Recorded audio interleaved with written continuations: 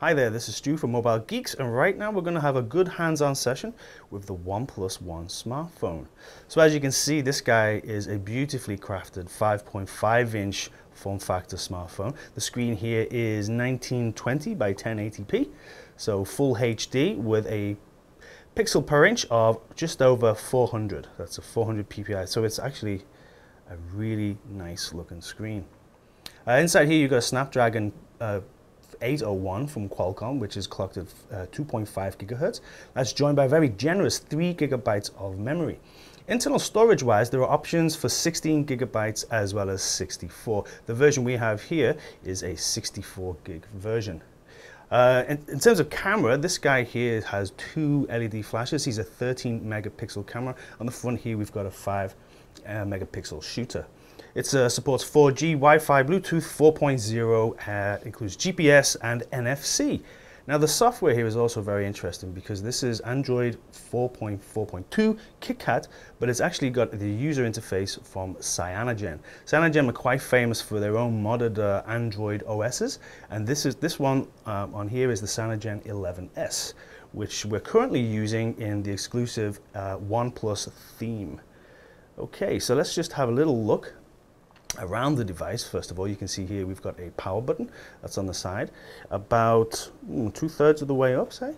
Around the top here we have our headphone jack here on the top right hand side. Along the bottom, right in the bottom centrally, you can see here we have dual speakers.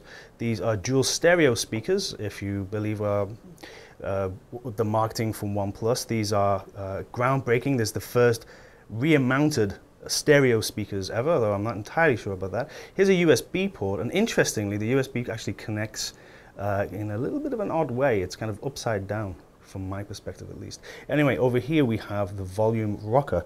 Next to the volume rocker, you'll notice there's a very small little dot.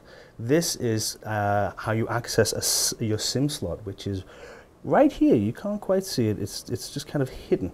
But that's actually quite clever because this SIM slot here, the SIM card slot here is kind of integrated into the whole back of the shell, which is removable. Once you take the SIM card slot out, you can then remove the back. And the back is one of the best feeling finishes we've ever come across. It's called sandstone black, and it does kind of feel kind of grained, or if you like, kind of like rock or stone, I guess, and it's definitely one of the highlights of the device's build, I would say, as well as the screen, which kind of sits on top as like a floating kind of screen. You've got this very thin bezel around the side, so even though it's a 5.5-inch device, it kind of feels, I guess, a bit smaller. It's not too much physically bigger than a lot of 5-inch devices that we've seen.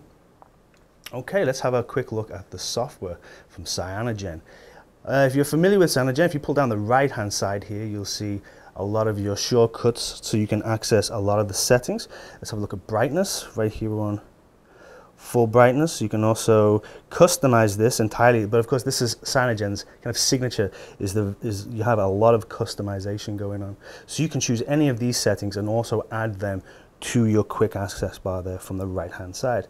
But if I just go back out of that, if I pull down from the left-hand side, you'll see all of our notifications going on there. Along the bottom, you've got 5 spots where you can add and take away whatever you want. You can keep these. These are always there regardless of what screen you're on.